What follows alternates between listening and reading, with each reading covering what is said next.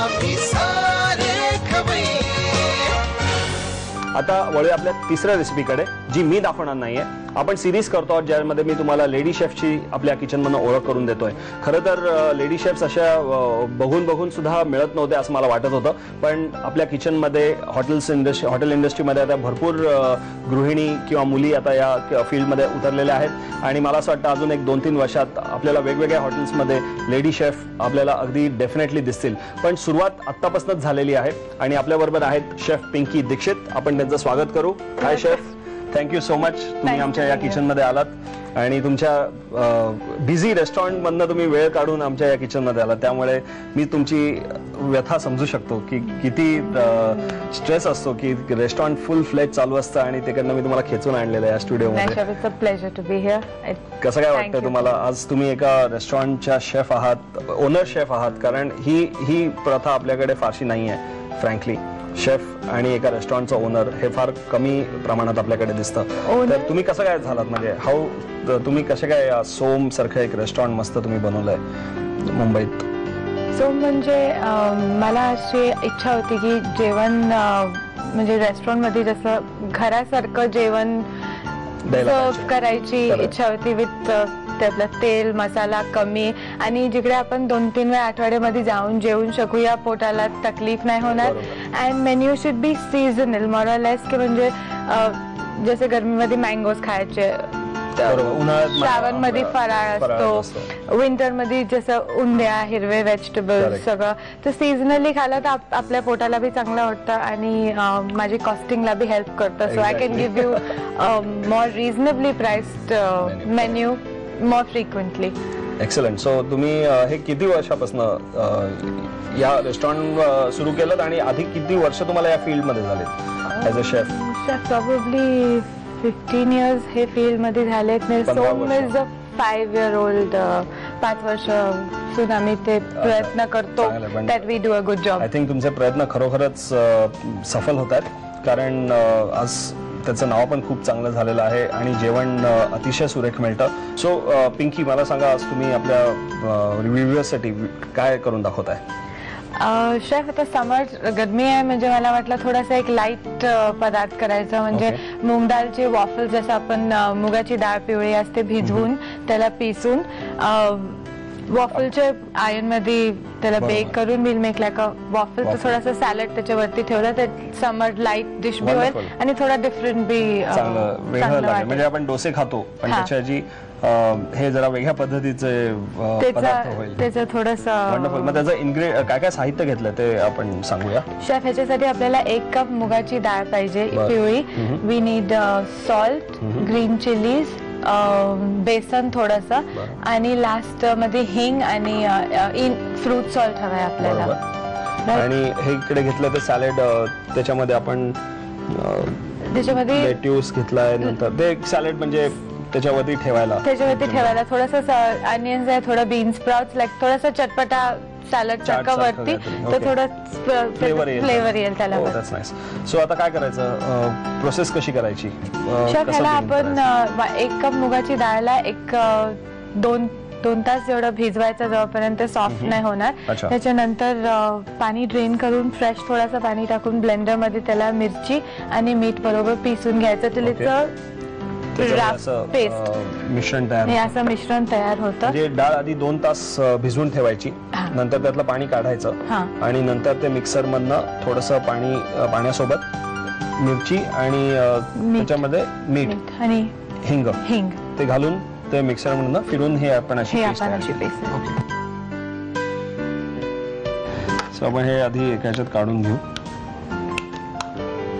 ही एक चांगली ऑप्शन आहे, म्हणजे वॉफल प्रत्येक वेळेला मैद्याचंच वॉफल पाहिजे अशी गरज नाही, याचं पण वॉफल्स मस्त बनवू शकतात.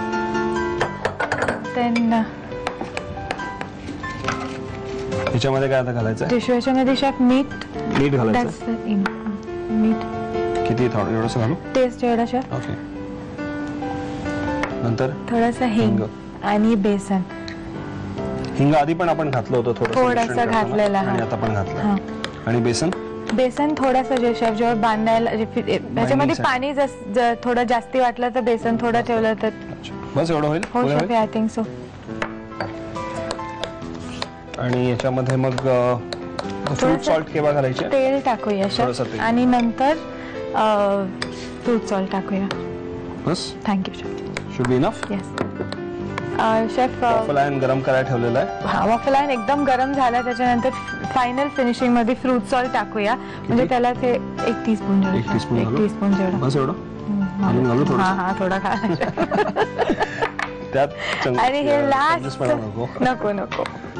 अरे वा, काय मस्त एकदम फुलून येतं लगेच फ्रूट सॉल्ट घातल्यावर. व्हेजिटेरियन लेव्हनिंग. अगदी.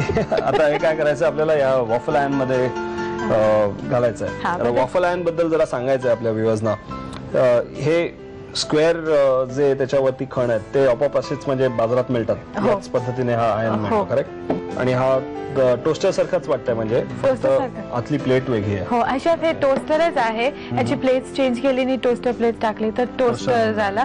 पण हे वॉफल प्लेट त्याच्या बरोबर एक ऍडिशनल फीचर म्हणून येते त्याच्यात. आधी काय थोडंसं तेल लावून त्याला. ओके. आता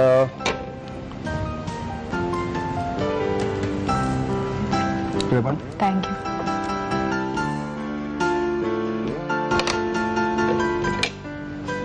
नाव वाट Now we just have to put this. किती घालायचं असतं अगदी? सर 3 चमचे जेवढं पर वॉफल. 3 या 4 चमचे डिपेंडिंग ऑन साइज वॉफल. बाहेर येणार नाही? थोडासा येईल. थोडासा. पण ह्याला डिझाईन छान येत असेल. हा. आता कधी कधी मार्केटमध्ये हे राऊंड वॉफल मशीन येतात. त्यांच्यामध्ये थोडंसं कमी पीठ टाकायला लागतं बिकॉज त्याची साईज बारकी असते. आता काय बंद करायचं? हा जी प्लीज शेफ. दार लावू याचा? हा जी लावून. आणि किती वेळ ठेवायला पाहिजे आपल्याला? शेफ ह्याच्यामध्ये करीब 5 to 7 मिनिट्स. हे रेड लाईट ग्रीन झाले तेव्हा परत. म्हणजे ते आपोआप कळतं आपल्याला त्या मशीनवर. तरी पण एक 5 ते 7 मिनिटं आपल्याला शिजायला लागतात. वंडरफुल. हे वॉफल्स आमचे शिजत आहेत आणि आता वॉफल्स तयार झालेले आहेत. वंडरफुल. या chef mind boggling. Really nice. आपल्याला ते क्रस्ट त्याच्यावरती मस्त झालेलं आहे. आय थिंक तुम्हाला पण दिसत असेल त्याचं जे डिझाईन पॅटर्न तयार झालंय त्याच्यावरती खूप अपिलिंग झालंय. आपल्याला केव्हा एकदा खावतंय असं झालेलं आहे. वाव. हे कापावं लागेल का मधनं जरा? कारण ते सँडविच सारखं कापूया. ऑपरेशन ते आमच्यासाठी सोपं आहे. सॉलिड गरम आहे. त्याला क्रश छान आलाय पण आय थिंक. इकडे थोडस. एक्सलंट. सेपरेट. वाव. हे पण झालं असेल आपलं तयार. वाव. चलो ग्रेट. सो हे वॉफल मूग डाळ वॉफल आपलं तयार झालेलं आहे. I want to eat it. Chef is not ready yet. अरे कशासाठी थांबावं लागेल अजून मला? अरे शेफ याच्यावर एक सॅलड करूया आपण. Easy light salad. त्याच्यामध्ये आपल्याकडे थोडंसं लेटेस, थोडा अनियन्स, टोमॅटोज, बीन्स स्प्राउट्स हवे असलं तर ते. आणि त्याच्यामध्ये एक हलकासा स्प्रिंकल सॉल्ट आणि थोडासा लिंबाचा रस. सो विल जस्ट माझी जेवणाची तयारी झालेली आहे. जरी ब्रेकफास्ट नसला तरी this is brunch for me. Good. मला असं वाटतं याच्याबरोबर अजून दुसरं काही द्यायची गरज नाही. एवढं सगळं दिल्यानंतर it looks classic. I mean and it can beat any French cordon bleu dish. And we're going to call this home style. Home style. And with this chef, आपण ग्रीन चटणी सर्व करूया त्याच्या बरोबर. आणि त्याच्या बदले एक व्हेरिएशन हवा आहे ते एक टोमॅटोची चटणी, नाहीतर Gujarati tomato चुंदा. That also goes very well. चुंदा पण मस्त very well with that. किंवा मस्त ठेचा जरी टाकला किंवा ती मुलगापुडी पावडर जी येते ना डोशाबरोबर देतात. Perfect. There are lot of choices, but हे जे आहे हे अतिशय मस्त झालेलं आहे. आणि तुमच्याकडे वॉफल आयन नसेल तरी तुम्हाला अजिबात काळजी करायची गरज नाही. सरळ तवा घ्या आणि त्याच्यावरती हे पॅनकेक्स बनवा. वॉफल आयन असेल तर सोन्याहून पिवळं.